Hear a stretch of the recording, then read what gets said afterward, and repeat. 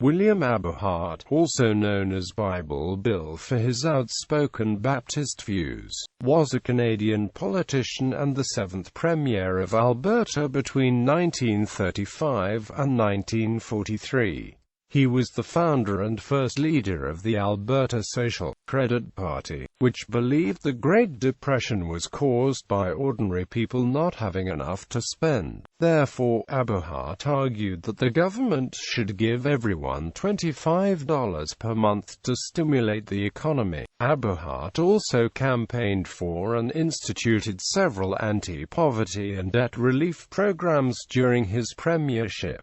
Early life, childhood, education, and family. William Aberhart was born December 30, 1878, in Tuckersmith Township to William and Louisa Aberhart. William Aberhart Sr. had immigrated to Canada from Germany with his family at the age of 7, while Louisa Pepper was born in Perth County, Ontario. Historian Harold Schultz describes the Aberharts as prosperous, while biographers David Elliott and Iris Miller says they lived better than the average family. The fourth of 8 children, William Aberhart Jr. delivered milk to his father's customers before school each day. At school, he was a hard-working but average student. Mathematics was one of his strengths, though his approach involved more rote learning than reasoning. Elliott and Miller suggest that this tendency stayed with him his entire life, and that he never really acquired an appreciation for inductive intellectual analysis.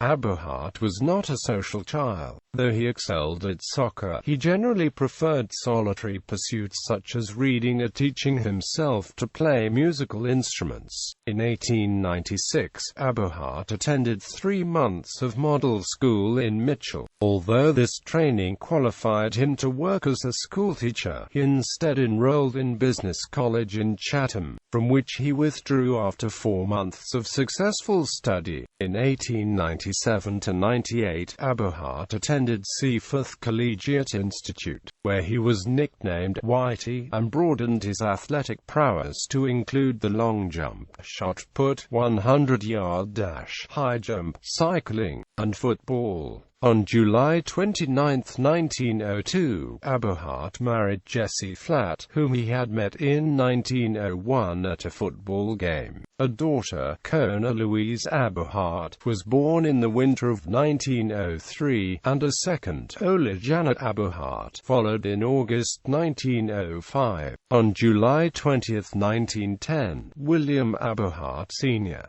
died in an accident at a pharmacy owned by his son Charles. Prohibition was in effect, but pharmacists were permitted to provide alcohol for medicinal purposes. Charles kept a bottle of whiskey for William Sr.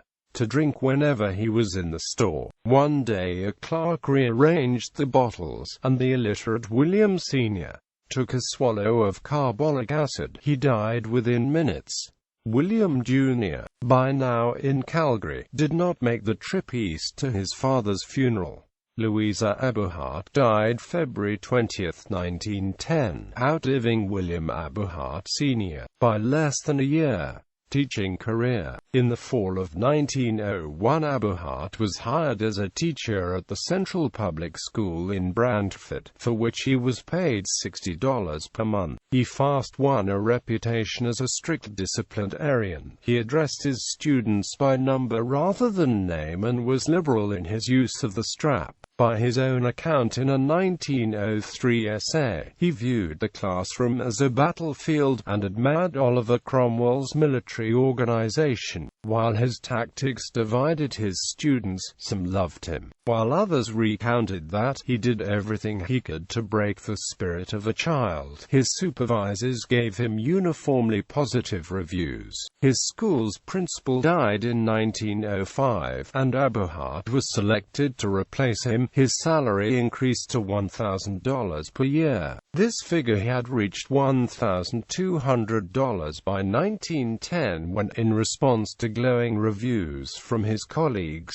the Calgary Board of Education offered him a principalship at $1,400 per year. In response to a petition from his staff and students that this offer be matched by Brantford, Aberhart was offered a raise to $1,300. He declined it, and moved to Calgary that spring. His family followed later, after he purchased a two-story wooden house, and Kona finished her academic year in Brantford. 1910 Calgary was a frontier town that smelled of horse manure and in which public drunkenness was common, though Aberhart's sensibilities were less shocked by this than his wife's were. He also had to make some adjustments. In Brantford he had always attended church in a silk top hat and frock coat, but he quickly abandoned this custom after discovering that he was the only one in Calgary to do so. Aberhart was to become principal of Mount Royal School, but it was not yet complete at the time of his arrival, so he became the principal of Alexandra Public School immediately on his arrival. Mount Royal was still not completed by the fall, so he took over the principalship of Victoria School, which he held until becoming principal of the new Crescent Heights High School in 1915. Elliott and Miller write that Aberhart took a less rigid approach to discipline at Crescent Heights than he had in Ontario, though Schultz says that as principal he was authoritarian in manner and a strict disciplinarian. His love of organization persisted, and his penchant for it enhanced his reputation as an able administrator. Crescent Heights students scored very well on departmental examinations,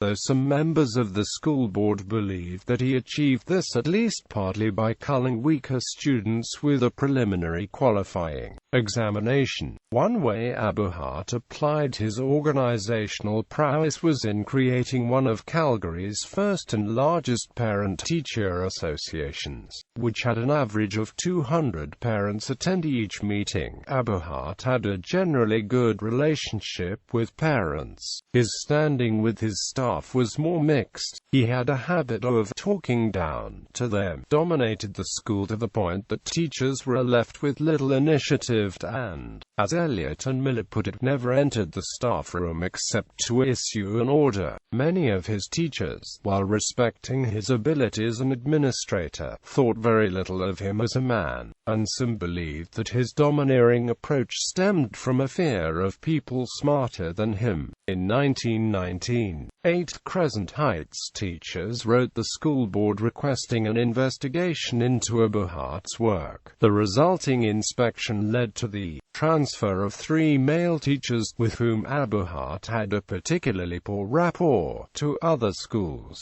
and stated that persisting problems would lead to a request for Aberhart's resignation. A follow-up investigation 2 years later found a substantial improvement in conditions and reported favorably on Aberhart's abilities. Despite this uneven relationship, Aberhart was not altogether closed-minded, and would entertain, and sometimes even be convinced by arguments from his staff. Besides his administrative duties, Aberhart taught English and math. True to form, in doing so he emphasized rote memorization at the expense of independent reasoning, to the point that one of his teachers once likened him to a dog trainer. He cared for his students and provided extensive extra tutoring, especially for students in whom he saw a genuine interest in learning the material. Outside of the classroom, he applied his talents to organizing picnics and games,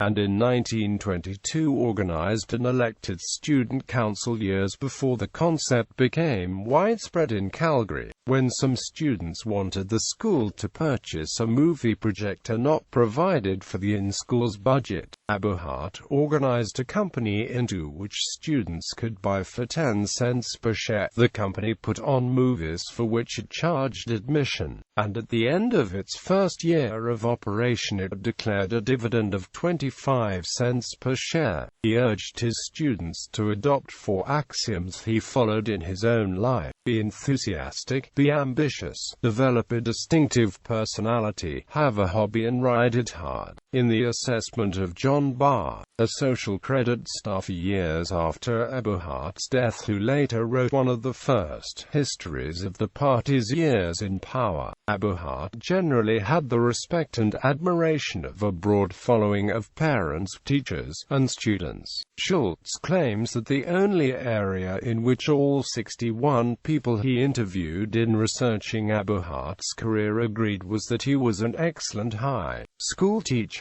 Religion, early religious views and adoption of dispensationalism. Though his parents were not churchgoers, as a child Aberhart attended Sunday school at a Presbyterian church. Under circumstances that are not clear to history, in high school he became a devout Christian. He initially adopted biblical literalism, though while at normal school he was exposed to more liberal versions of Christianity that taught the existence of internal inconsistencies in the Bible. For several years he adopted the approach of a Bible teacher who counseled him to treat Bible as a nice plate of fish, and eat the meat, and leave the bones for the dogs. Though at first he subscribed to the notion of unconditional election and worried about whether he was destined for salvation, he later adopted the Arminian doctrine of conditional election and became confident that, through his faith, he would be saved. While in Brantford, Aberhart studied at Zion Presbyterian Church, where he became interested in biblical prophecy, which in turn led him to dispensationalism. Dispensationalism held that history was divided into 7 dispensations, during each of which God made a covenant with man, and during each of which man broke the covenant. That the terms of the covenant were different in each dispensation resolved Aberhart's earlier concerns about the Bible's internal inconsistencies. His views were heavily influenced by a correspondence course he took offered by American dispensationalists Cyrus Scofield, Eliot and Miller. Speculate that such a course would have appealed to Aberhart by reducing difficult theological problems to a matter of memorizing questions and answers. In 1911, he earned a Bachelor of Arts degree from Queen's University in Kingston, Ontario. Aberhart had aspired to take ministerial training at the Presbyterian Knox College Divinity School, but the church in Brantford was reluctant to take on the support of both him and his family in the 4-year training period. He became fascinated with prophetical teaching in the Bible and studied a correspondence course by the American evangelical theologian Cyrus Scofield. He had been introduced to this system while attending a men's Bible class at Zion Presbyterian, taught by William Dickel, an elderly physician. In 1910, Aberhart accepted a position as principal of Alexandra School in Calgary, Alberta. His initial Bible study teaching in Calgary commenced at the Grace Presbyterian Church at the Young Men's Bible class. Within a few weeks, attendance was over 100 and he attracted the attendance of the senior minister Dr. Esler, but his views on prophecy did not jibe with senior ministers' reformed beliefs and his teaching privileges were cancelled. He then moved on to teach successively at the Wesleyan Trinity Methodist churches. Although seeds of his interest in the Baptist faith had been planted while in Ontario, it was not until his involvement with Westbourne Baptist Church in Calgary as a lay preacher that he and his wife were baptized in the Baptist faith. He eventually led Westbourne Baptist Church out of the Baptist Union of Western Canada in 1922. In 1918, Aberhart began a Bible study group in Calgary, Alberta, which grew steadily year by year. By 1923, the Palace Theatre had to be rented to accommodate those interested in Aberhart's message. In 1925, radio station CFCN broadcast his Sunday sermons for the first time, taking his prophetic message beyond the confines of a theatre to listeners across the prairies. In 1927, Aberhart was appointed dean of the newly founded Calgary Prophetic Bible Institute. The institute's building served as a center of worship, radio broadcast, and biblical studies. Aberhart's Sunday broadcasts proved as popular as his Bible studies as they drew regular listeners across the Canadian Midwest, and some listeners in the northern United States. Towards the end of his life, British Israelism became increasingly central to his theology. British Israelism had been an element of his theology from an early stage, but assumed further importance following the royal visit 1939, where he spoke with the king on the topic. Political career. Aberhart became interested in politics during the Great Depression in Canada, a time which was especially harsh on Albertan and Saskatchewan farmers.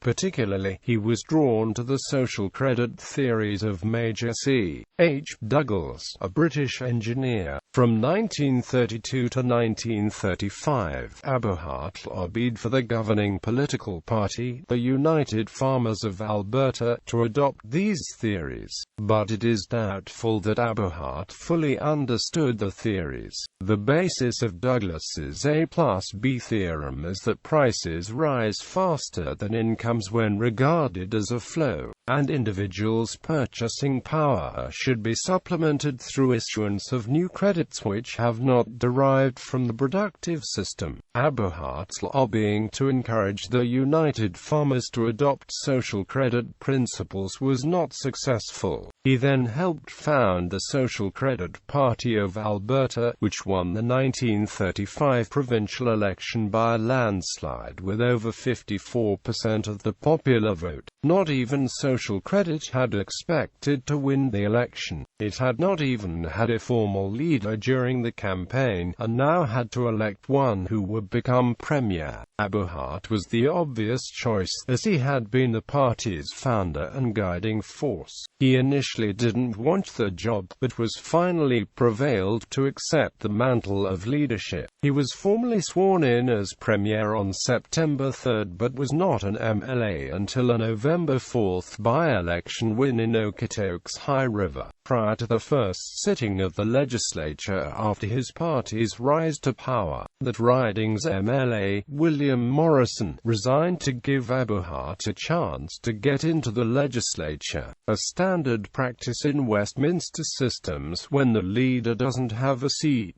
Aberhart served as his own Minister of Education and, starting in 1937, Attorney General. His government was unable to implement much of the party platform since the social credit concept relied on control of the money supply and of the banks, both of which are a responsibility of the federal government of Canada under the British North America Act. It has been said that Premier Aberhart knowingly went beyond constitutional limits with his proposed legislation, yet he did so as it won him popular support among the electorate. Lieutenant Governor John C. Bowen refused to give royal assent to 3 government bills in 1937. 2 of the bills would have put the province's banks under the control of the provincial government, while a third, the Accurate News and Information Act, would have forced newspapers to print government rebuttals to stories the provincial cabinet deemed inaccurate. All 3 bills were later declared unconstitutional by the Supreme Court of Canada and the Judicial Committee of the Privy Council. For its leadership in the fight against the latter act, the Pulitzer Prize Committee awarded the Edmonton Journal, the Calgary Herald, the Red Deer News, Lethbridge Herald and the province's weekly newspapers a special citation, the first time it was awarded outside the United States. Aberhart instituted a variety of relief programs to help people out of poverty, as well as public works programs and a debt relief program that froze some debt collections and mortgage foreclosures. This, like Tommy Douglas's similar program in Saskatchewan, was later overturned in the mid-1940s by the Supreme Court. Although it aided people for a number of years during and after the Great Depression, Alberta's social credit government brought in legislation under which an MLA could be recalled by a portion of his/her constituents. Under this legislation, Aberhart was the first Canadian politician to be threatened with recall from office. The government then retroactively repealed the recall legislation rather than have Aberhart removed from his seat. In keeping with his evangelical views, Aberhart added a heavy dose of social conservatism to Douglas's original ideas. Most notably, he enacted very tight restrictions on the sale of alcohol. Indeed, the only stricter law in Canada at the time was in Prince Edward Island, where the sale of alcohol remained completely banned until 1948. Well into the 1960s, commercial airlines could not serve alcohol while flying over Alberta. By late 1937, relations with the lieutenant governor became so strained that Bowen even threatened to dismiss Aberhart's government, which would have been an extraordinary use of his reserve powers. An analogous situation occurred in 1932 in Australia between Jack Lang and Sir Philip Game, the Premier and Governor, respectively, of New South Wales. However, Bowen did not follow through on his threat due in part to social credit's immense popularity with the people. Had he dismissed Aberhart, it would have triggered fresh elections that social credit would have almost certainly won. Aberhart's government was re-elected in the 1940 election with a somewhat reduced mandate. Although Aberhart was unable to gain control of Alberta's banks, his government gained a foothold in the province's financial industry by creating the Alberta Treasury branches in 1938. ATB has become Aberhart's legacy, operating as an orthodox financial institution and crown corporation. Aberhart died unexpectedly on May 23, 1943, during a visit to his adult daughters in Vancouver, British Columbia, and was interred in Forest Lawn Memorial Park in Burnaby as his widow intended to move to Vancouver to be close to her children. He was succeeded as the Premier of Alberta by his lifelong disciple Ernest C. Manning, who gradually moved away from Douglas's monetary theories. Social credit would remain in office until its defeat in the 1971 election, one of the longest-serving provincial governments in Canadian history, and one of the longest-serving in the Commonwealth. The Aberhart Centre, a long-term medical care centre at the University of Alberta Hospital in Edmonton, is named in his honour, as is William Aberhart High School in Calgary. In 1974, he was named a Person of National Historic Significance by the Government of Canada. A plaque commemorating this sits inside Crescent Heights High School at 1019 First Northwest, Calgary, Alberta. Ideology. Elliott argues that the Aberhart's social credit ideology was clearly antithetical to his previous theology, which was highly sectarian, separatist, apolitical, otherworldly, and eschatologically oriented. Elliott challenges the arguments of Mann and Irving that there was a definite connection between Aberhart's theology and political program. Elliott reports that Aberhart's political support did not come from the sectarian groups as Mann and Irving suggest, but rather it came from the members of established churches and those with marginal religious commitment. Electoral record. November